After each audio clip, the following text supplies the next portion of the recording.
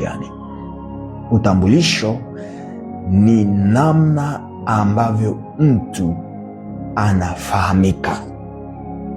Utambulisho ni namna ambavyo mtu anafahamika. Kutambulika maana yake ni kufahamika.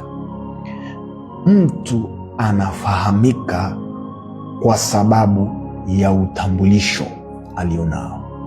Maana yake ni kitu kinachosimama nyuma ya jina au hali au nafasi aliyopewa mtu.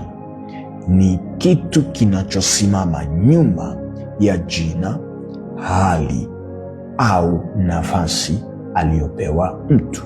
Ndio maana kuna watu wanatambulika kwa nafasi zao, kuna watu wanatambulika kwa majina yao, kuna watu wanatambulika kwa hali zao. So utambulisho uko nyuma ya kile kinachoitwa jina au kile kinachoitwa hali fulani au kile kinachoitwa nafasi fulani. Maana yake mtu atatambulika aidha kwa jina lake. Chochote ambacho kina jina kinatambulika. Mtu yeyote ambaye amepewa jina anatambulika kwa jina lake. Lakini hali maana yake